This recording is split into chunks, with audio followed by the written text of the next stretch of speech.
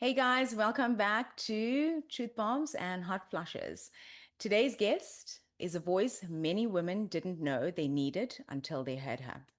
Tivania Moodley is a multi-award winning author, GBV activist, mental health advocate, and international speaker. But beyond the titles and accolades, she speaks honestly about the seasons of life that don't photograph well. The in between years marked by survival, exhaustion, shame, and quiet resilience. Her work challenges toxic positivity, dismantles harmful platitudes, and gives language to women who feel unseen, behind, or like they fail simply because their progress is invisible yet. Through her writing, advocacy, and lived experience, Tivania reminds us that choosing to keep going, doing the internal work, and showing up, even when life feels heavy, is not failure, it's actually strength. Welcome to Truth Bombs and Hot Flushes, Tivania. Thank you. Thank you so much. What a lovely introduction. I always like to read out the intro. I might get judged for that, right? But I feel like it's so important with your amazing guests that are coming on board that everyone really gets and feels the essence of who you are, and not just in a one-liner. I So appreciate that. so you're a multi-award-winning author. Tell us more about this. What did that recognition actually change in your life? Everything. Yeah. So, when I set out to write my first autobiography, which was 8 years ago, I did it as a way to honor my journey. And I never thought that it would escalate the way it did. I never thought that I'd find my purpose through it or that Yeah. it would unfold or change the entire trajectory of my life, which is what's happened.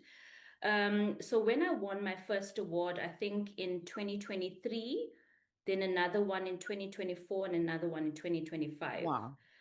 Um, it was so surreal because obviously, with all of these hectic and most traumatic life experiences, you don't think that it's going to count for anything. Yeah. So I think for me, it was such an honor. It was more than an accomplishment. It was basically to say, I felt so seen, actually. Yeah. And more than anything, it's a testament, I think, to the resilience of the human spirit, Mm. especially in women. And I'm so proud of that. I'm proud of me, actually.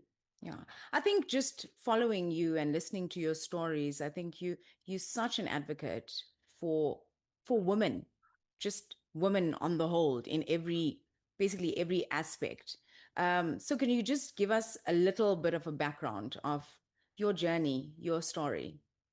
I mean, you're living it. So yeah. I say it so frivolously whenever I do these introductions, but it's quite a loaded story. Mm. So I was married at the age of 19. I dropped out of university. And I dropped out of university because I was raped while I was in university. Wow. So I got married and I got divorced and I was raped all in 1 year. So I found myself pregnant immediately after I got married, and I ended up being a single mom at the age of 20. And I had that struggle and the stigma and the shame and the suppressed emotions of not Mm. having dealt with the rape and keeping it a secret for so many years.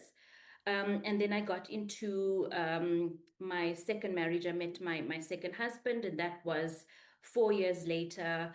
Um, in that time, I lost my dad to cancer. I had three Mm. miscarriages in the second marriage, and that second marriage was just, we were polar opposites. We were definitely not meant to be married. We got married for the wrong reasons entirely. So after the three miscarriages, I did give birth to my miracle son. But Okay. what had happened is that the depression that I was struggling with, from keeping all of these secrets just compounded. So after my second divorce, I found myself in four different relationships where I was subjected to intimate partner violence, the most recent being 6 years ago. So it's been like a succession of Mm. so much of trauma. And I had a failed suicide attempt in 2014. And I'm just like skimming through it and not going through the details because we'll sit here forever. Yeah. But it was just one thing after the Up to the other after next. the other. And so eventually in 2014, I thought I was done with life. I thought life was done with me. I really felt that I did not have anything to offer my kids or my family. I was stuck in this perpetual darkness for over 25 years. And, through divine intervention, I survived that suicide attempt. And that really became the catalyst for me to change my life. So, in the last, I think it's 12 years now, Yeah. um, I have gone on a very deeply personal healing journey. I have taken a deep dive into excavating all of the stuff that we keep hidden.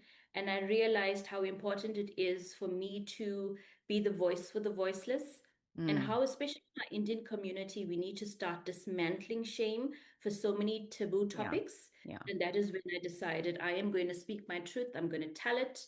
And the journey just unfolded from there. So, in your opinion, like you've been through a lot.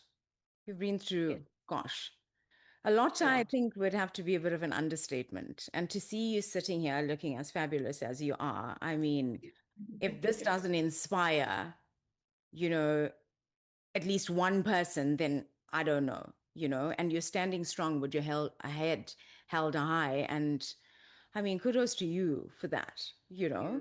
So, Thank you. like, what would you say to women who are actually surviving? They're just literally surviving, not building or thriving, just literally surviving.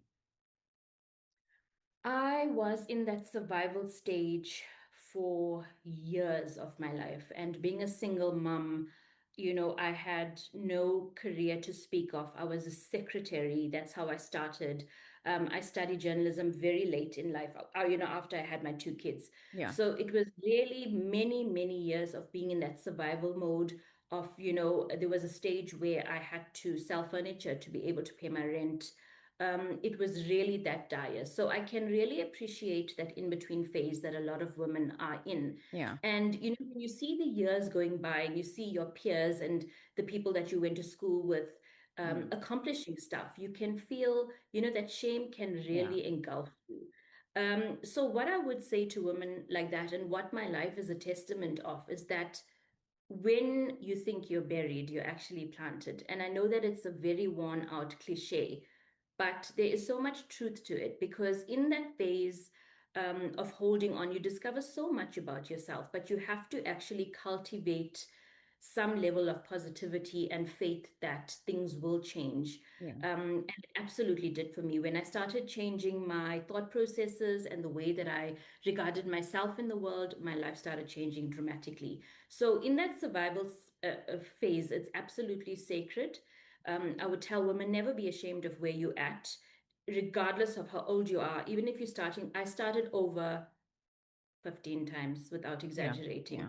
Wow. And each time it propels you forward. So you feel like you're taking 10 steps back, but it does propel you forward. Forward, You yeah. just have to take that wisdom and that knowledge, because everything is a lesson, and use it. And I promise you it will count for something later on. Every part of your story matters. Yeah, because I think it's so the difficult part is, and I know sometimes when I am in conversations with single moms or someone that's just going through a divorce or have been through something quite traumatic, you tend to give advice, right? But it's very hard, I think, when you're sitting in that situation to actually see any type of positive and to like look within and find yourself and find your groove. And because it's so easy to just retract and go into basically a hole. And it's so easy. It seems actually easier than to actually fight and push forward. And Yeah. I think with society, it's more of shame is like put on the individual that Mhm. actually instead of support and raising the individual from this situation, it kind of tends to Keep kind you of smaller. yeah. So why Absolutely. do you think society actually struggles with this in between phase? Because I mean, we in 2026, Mm. but there's still so much taboo around all of these topics. And why is it? And I repeatedly say this, shame, and I feel like it's like I keep targeting Indians. I'm Indian, you're Indian, but I just feel, and I think you understand me with this, but it's our culture that Hmm. things are supposed to be a straight line. They Yes. shouldn't be. So why do you, what's your opinion about it? So That why funny do they enough, struggle?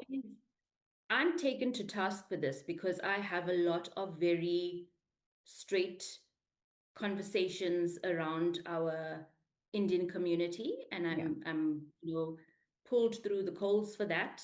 But the fact is that this template that we've been given, especially the measurement of success, yeah, and these steps that we've got, or these boxes that we've got to tick, where you go to school, you finish school, you get your degree, you mm. become a teacher, lawyer, accountant, doctor, whatever, you get married, have babies, and then you That's it. die. Yeah, Yeah, that's basically that life. line, Yeah, it doesn't work that way. And yeah. every single family knows this. There's somebody that's deviated from that template. Mm. But we want to measure success in such a linear way, and it's not always the case. Everyone has their own separate journey. Yes. And what really frustrates me is that we tend to keep our um what is the word? We tend to hide things. We Yeah, live under yeah. with these facades and these In a masks, guise, and we basically, yeah, always, right? Because you need to show face and what will people say, which is words that trigger me very heavily. yeah, Um, and so for me, I've realized, and in the work that I've been doing over the last, almost 10 years, is that we become as sick as our secrets. And if we are not yeah. talking about the things that we keep in the dark, these things, we are not going to change, we're not going to evolve, and people are going to be kept in that box, Of course. and Yeah. be kept under that spotlight of shame. And that is, for me, unacceptable. Yeah. And I think, it also boils down to, I know you're a mental health advocate, which I love. Yeah. I think that we need to focus so much on that because going through all these motions of whether it's divorce, whether it's abuse, whether it's suicide, for our mental health, we need to be able to speak up. We need to be able to speak up and not be judged, you know, Yes. and know that you've got a huge support, Hmm. behind you. But unfortunately, the Hmm. that isn't the case. It isn't the case Yes. with, I think, society and even the world, basically, Hmm. you know, Yeah. which is it's sad. So It is tell me, very sad. yeah. So tell me how did you, I just want to know like your coping mechanisms, and because it's as you said, 15 times over, it's like you try and try and try until till you get to where you want to be, and you're resilient, but not everybody is as resilient. So can you give us some of your like coping mechanisms? And because PTSD is something that's very real, and it Yeah. can just shine its eyes and the most random of times and what have you. But how would women, even men, going Hmm. through anything actually that's going to test their mental health or mental state, Hmm. how did you cope? Did you have a good support structure? And how have you coped with criticism, I think, from community or family or friends? Like if you can give us Hmm. an insight of what that journey has been. For me, it took me almost dying before I finally gave myself permission to be free. And it was then that I realized that I was stuck in that darkness for so long. And when I finally found the light, or, Hmm. after surviving that suicide attempt and going through the process of healing, and I'll unpack that now, Yeah, yeah. what I realized is that the struggle was mine alone. So I needed to do what I needed to do for myself to be better for myself, and then to be a better mother to my kids. Mm. And also to teach them about resiliency and telling the truth. So Yeah. for me, it started with acknowledging my truth and saying it out loud without fear, without the concern of what people will say. And people, even in my own family, had a lot Hmm. to say Hmm. because, talking about things like rape, talking about depression, those are very It's heavily great. loaded Yeah, things. yeah. Yeah. And then being a twice divorced woman in the Indian community, I don't have to tell you what kind Mm. of scandal that comes with, right? That's a But I whole other, realized, yeah, yeah, that we can have a whole other yeah, podcast yeah, session on yeah. that conversation. But what I realized is that I needed to set myself free. And part of my healing was telling the truth. And I knew that if I did this, I would be giving permission to even one other woman to set herself free. So, what was the most incredible things for me is that I then, from speaking my truth, I started doing the work. So for the Okay. work for me was I went on a workshop that literally saved my life. And that workshop was around personal development. It's a 3-day workshop. And literally, I tell you, when I got there on the Friday, the version of me that emerged on the Sunday afternoon was a woman that I met for the first time. I didn't know that version of me, but they had held space so lovingly for me to tell my truth, to Yeah. release all of the baggage that I was carrying, to say the things that were frozen on my tongue for 20 Mm. years. So being given permission and being held so lovingly in that space made me was the first step in my healing. Yeah. And then obviously I had therapy. Obviously, there were different modalities that worked for me. Listening to inspiring podcasts. These are spiritual practices that I have every single day because Yeah. life can literally put you back in that loop Oh yeah. very quickly. So I, cultivate these things. I've seen a life coach that was, instrumental in me turning, a new chapter. And these are things that people have to do. You have to be willing to put in the work. There's no Mm. shame to speaking to a professional. You have to. That's why they're there. And these kind of healing things is what is essential for you to transcend this because we can't deal with it on our own. It's impossible. That's it. And I see, you're a GBV activist, right? As an award-winning GBV activist, what gap did you see that made you actually step into that specific space? Again, it was telling the truth. It was telling the truth Mhm. because, as I say, these secrets are corroding us from the inside. And, the shame is always kept at the feet of the woman. And for many Yeah. years, I felt complicit in my rape. Yeah. I felt, that I had to take ownership of that. I carried that guilt with me for so long that it was actually eating me from the inside until I almost died. So that served no one. And I realized that the shame is not mine to carry. The shame needs to be left at the feet of the perpetrator.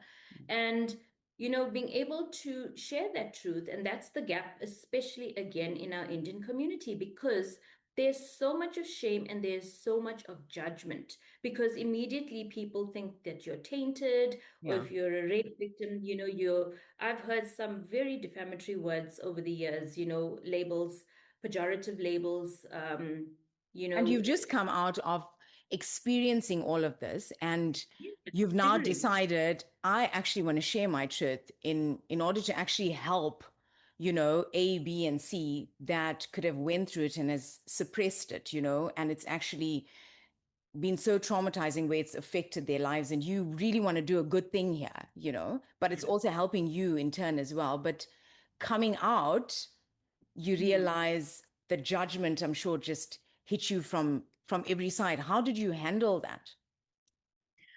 So I had to, as I say, the healing journey was essential before you own your or you tell your truth to the world, Yeah. basically, before you want to do it in a grand way, the way that I did it. Not everybody has to do it in that way. You don't have to shout it out from the rooftop. I did it that way. Yeah. Because that was aligned to what my purpose is in this Yeah. world. But I had to do a lot of healing so that I would ensure that I'm not re-triggered Yes. and that I could protect myself and basically have a covering over me when all of the words came. Because I had people from my own family that said to my mom, "Why is Tivania talking about her rape? Does she not feel any shame about what people are going to think about you?" And I So I think that said, hits the most, that hits the hardest, because because it these was are my people past. that now you are like, I've come out with something that is so personal and so, huge to me. And here you're judging me and you prefer me being quiet about it. Yeah. But it's So I something said to my major that's happened. Yeah. I said, do you want a vocal daughter or do you want a dead daughter? Yes. Because Yes. that's the options, right? Yes. Yes. And fortunately, my mother, even though she's a product of that generation, she's come a long way and she's now equally vocal, with my story and the support of my story because we realize that That's in brilliant. every single Indian household, there's a story to be told, but people are keeping it a secret. Absolutely. And you're struggling Absolutely. in that silence, right? Yeah. And if and how it manifests is through anger, depression, alcoholism, drug addiction, all of that stuff. And these are the things that I want to try and dismantle so that we get to the root cause of whatever the story is, so that we have more happy, healthy people and we stop these cycles of dysfunction in our community. Yeah, and it brings me to the difference between functioning mental health and then there's healthy mental health. And there's a Mm. huge difference between the Mm. two, you know? Yeah. Um, can you give me your opinion on that? So healthy mental health is when you are keenly aware of your triggers and when you know what is a good balance and how to sort of bring yourself back into alignment. Unhealthy is when you are sort of apathetic and you're reliant on all of these external things to take the edge off. So if you know that you're stressed or whatever, instead of finding a productive way of managing your stress, or instead of talking to someone about it, you'll have three or four or a bottle of wine, three or four glasses Mm. or a bottle of wine a day, Just right? To take suppress the it. edge off. Or you now we have to add social media to that mix because you can Mm. be incessantly scrolling and scrolling and scrolling, but you're not dealing with the issue. You're Yeah, basically anesthetizing. So for me, that is extremely unhealthy when you know that something's wrong, but you're trying to anesthetize it with all of these other yeah, factors. yeah, Whereas healthy mental health is when you know that, okay, I'm not feeling okay and I need to remove myself or do whatever I need to do to get back into alignment and have cultivate practices every day to keep you on track.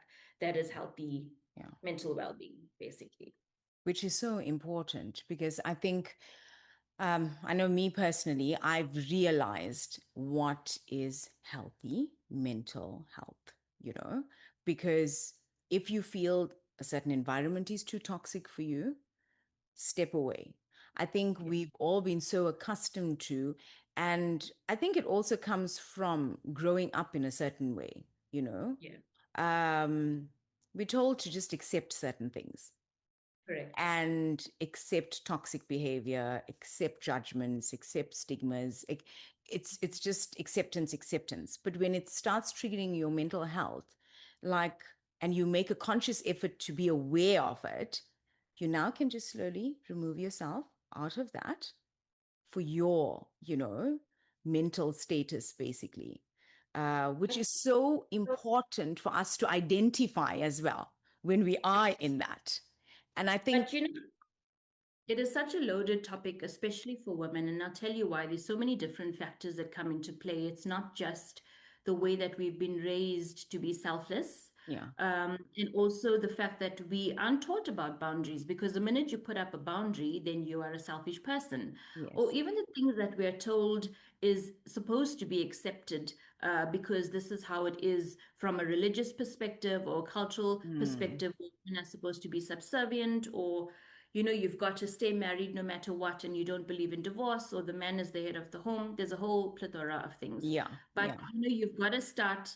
There's so much of unbecoming in this process because you've got to unbecome everything that you were taught how to be to yeah, become the true and accurate version of yourself. So for me, it's been like a process of unlearning everything that I was indoctrinated with, that I was told is real and true for an Indian woman. yeah. And that's been a journey because I realized that when I started dismantling those truths that I was fed, um, that really served me in getting my mental health on track, because I see a lot of women suffering in silence, Mm. reaching their 50s and 60s and 70s, and sitting with all of this pain but having suffered in silence, and I would That's it. just And not be.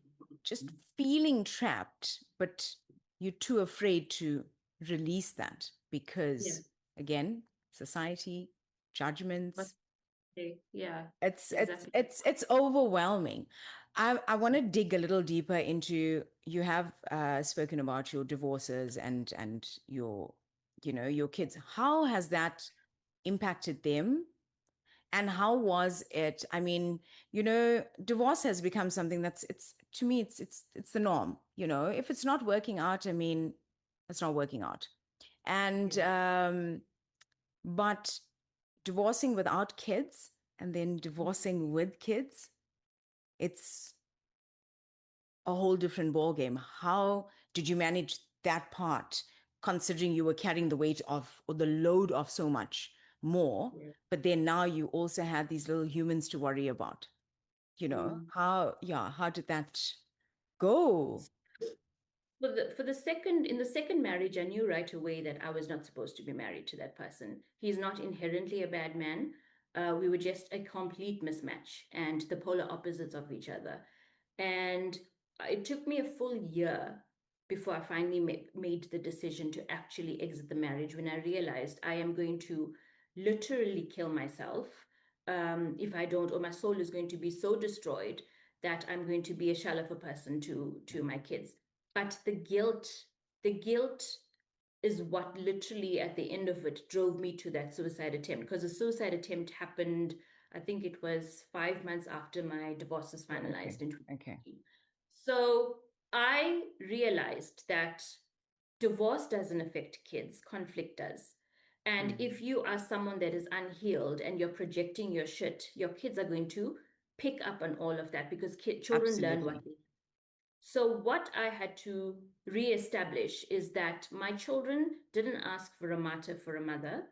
All they wanted or needed to see is somebody that, has had these experiences, especially for my daughter, but then also be shown through my example of how you can transcend that. Mm-hmm. And I am so proud of myself because I was really a very, very bad mother. And unfortunately, my daughter, who's now 24, she's the one that got that very wounded version of me. And as a result, I couldn't show up fully for her. And it was only when I started my own healing journey that I could see, how dysfunctional I was and how she picked up on a lot of that Mm-hmm. dysfunction. And when I changed and when I did the work to heal, I changed the way I parented with both my daughter and my son. My son is now 15.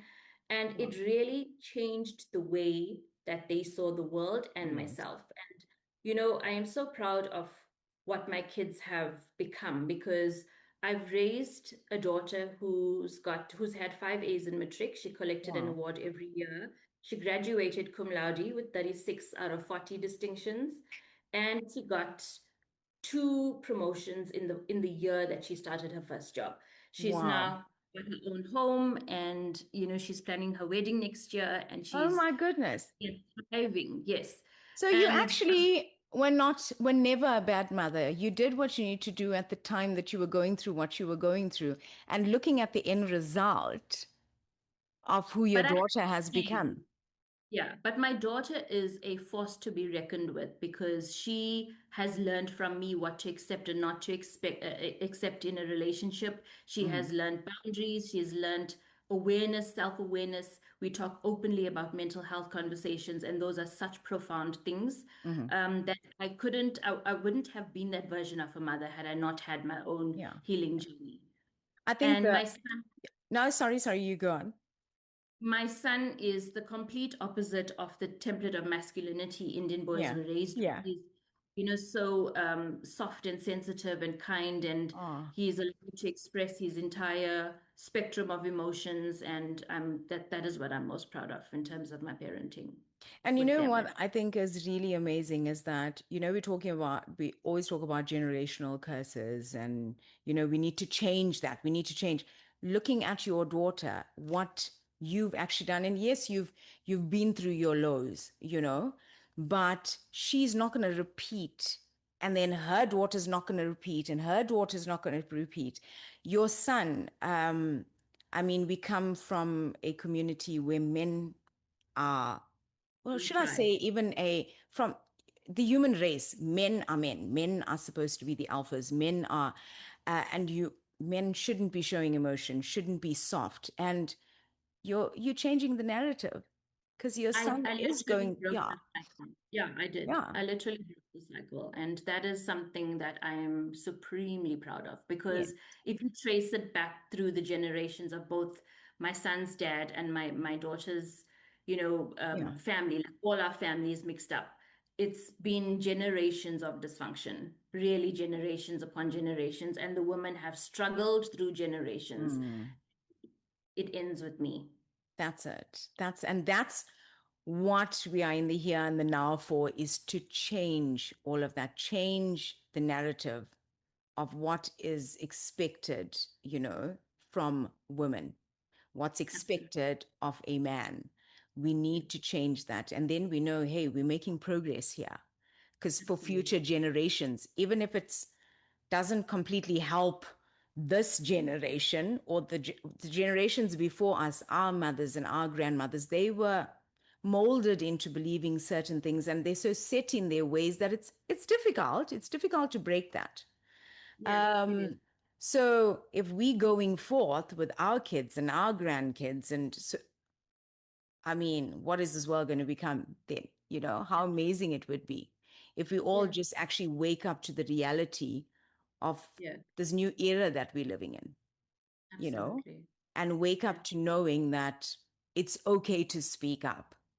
yeah, And with speaking up, as you've said, you will get backlash, you will get support. It's going to be a bit of each and every, but you've got to try and develop that thick skin yeah, and look at the bigger picture of, maybe there'll be 10 that will criticize me, but there might be 100 that would learn from yeah. me.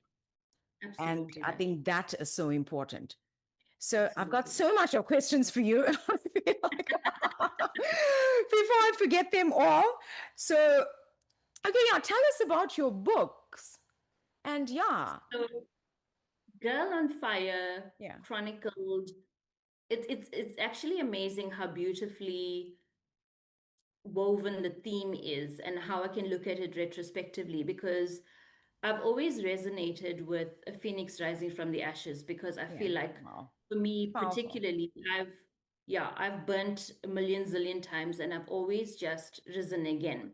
So Girl on Fire was is my first autobiography, and in that book I share my story of rape and losing my dad to cancer and my two divorces, my miscarriages, and my struggle with depression. And it also speaks about um, the rise. Mm. And then The Flame She Carried, which is the book, my second autobiography that I released last year, Wow. is a continuation of my life. It speaks about the important life events that happened from the first book till now, but it also speaks about the ascension, which I think is so important, Yeah, because yeah, it's not just about healing and evolving, it's about thriving, because we're meant to be abundant and purposeful. And I am so grateful that I can be the representation of what that looks like, as yeah. someone that, because when you hear, and I'm not bashing academics, right? But if you hear a psychologist come and talk to you about positivity or your mindset and all of that, you can retain some of it. But when you when you speak to someone with lived experience Oh, and they it's tell you, I have different ball game. walked, Mm. absolutely, you've been through that fire of purification, you know what it involves, but you also know what happens on the other side. So The Flame She Carried talks about what happens on the other side from having all of those experiences and more harsh life events that happened. I was retrenched 3 times during COVID, and it was a whole lot of struggle, but I held on to the fundamental things that I learned during those years of Girl on Yeah, Fire, yeah. and how that thriving process happened from basically changing my mindset and this um, indefatigable spirit of Mm. not wanting to be or to be relentless in the faith that I have in myself to Yeah, yeah. transform and to go through stuff. And it talks about how this girl that wanted to die every day became a woman that stands in a crowd of thousands. And I speak about in the second book being on TV, radio, my 3 awards, speaking at Mm. events that, I mean, I was selected to speak at the Standard Bank Top Women Conference, which Yeah. is attended by dignitaries, royalty That's from across huge. Africa. It's massive, and it Yeah. was me.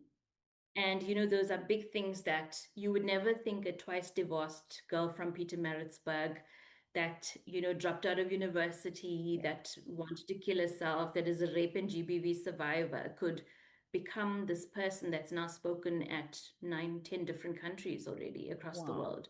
Wow. So that's what The Flame She Carried talks about. And it speaks about our resilience as women. And it also has a very helpful toolkit on what worked for me in terms of healing modalities, I which I love think that. is essential for women. And it's basically both of them are books of hope. That's what it is, books of Yeah. hope. So, has writing ever forced you to confront something you weren't actually ready to face? But when you put pen to paper, it sparked something. I feel like there's many here. All the time. So Yeah. I'm a natural storyteller, right? I've wanted to be a writer from the time I was a little girl, and it's something that I've held on to. So Yeah. for a long time, I escaped my reality, especially in school. I was bullied, excessively in high school, and I sort of retreated into my own imagination. And so writing is very cathartic for me. So while people, that's my form of therapy. And I'll be writing something and I'll be in that state of flow Mm. where the words just, land itself Yeah. and I don't Yeah. even realize what I'm saying. And then I'm like, oh my God, God. did this happen? Yeah. Was this the realization that happened? I had so many epiphanies when writing both my books. Um, it was just unbelievable. And it still happens now where I actually because sometimes, we can bullshit ourselves, right? Oh, yeah. Yeah. But when you put it down and you're actually reading it and then you self-reflect and you realize, oh my God, was I actually this stupid? I've had so many of those moments. Yeah. Yeah. I think we all have and still continue to have it. It's so true though, because when you put pen to paper is when you like, okay, it's a light bulb moment. Touch yourself anymore, right? Yes. When you like for me, when I'm very authentic when I'm writing and I say it Yeah. as it is. If you've written anything or if you've read anything I've written, I write in the way that I speak. So a Yes. lot of Yes. it, a lot Yes. of profanity, but Yeah. that's how I talk. But it's That's who I real. am. It's It's real. real. And I think that's what we Absolutely. love. Yeah. That's what we Yeah. want. Yes, we Unfiltered need and more real. women to absolutely that Yes. to Yes. take the mask off and to say it as it is. That's So it. many times I have a reckoning with myself in this Yeah. writing process. When I realized, oh my God, were you actually that stupid?